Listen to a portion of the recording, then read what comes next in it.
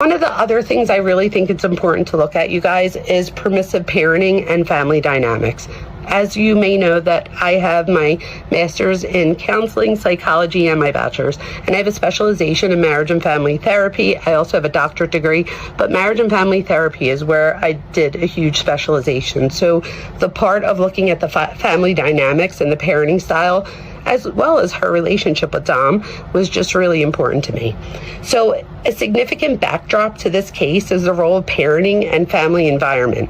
In particular, many have observed that McKenzie Shrilla's parents, especially her mother Natalie, display signs of permissive parenting style.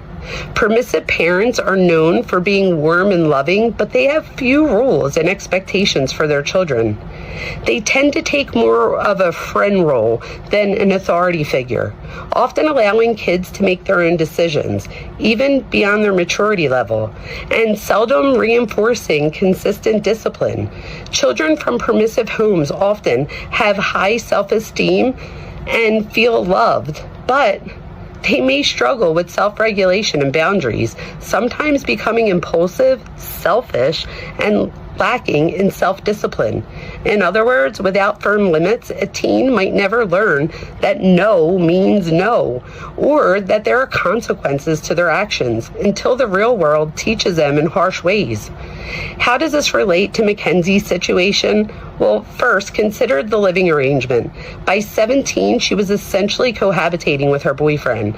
According to Dominic's family, McKenzie moved in with Dominic, who was slightly older, around 20 years old, in one of the Russo family homes toward the end of 2021. It's not fully detailed whether this was with her parents' blessing or simply an arrangement she made with the Russo family. But the fact remains that her parents did not prevent her high school-age daughter from living with her boyfriend. I would have just said, no, you're not going, right? As many parents, even of legal adult children, would be uneasy with such an arrangement, let alone for their minor. The permissive approach might have been, she's going to do what she wants, so we just allow it. Next, consider the aftermath of the crash and during the trial.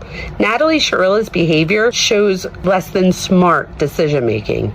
She defends McKenzie, maintaining that it was an accident or some medical issue rather than an intentional act, even begging the judge for leniency at sentencing. While it's natural for any parent to support their child, Natalie's stance appeared to many as unwavering, indulgent, almost refusing to acknowledge her daughter's responsibility.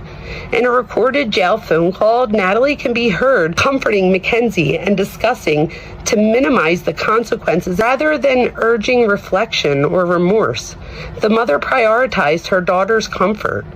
She said things like she just needs a second for fun, for losing her whole world. This is what she explained to the judge. This is textbook permissive, enabling attitude.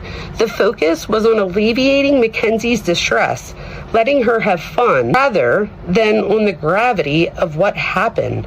2 young men lost their life.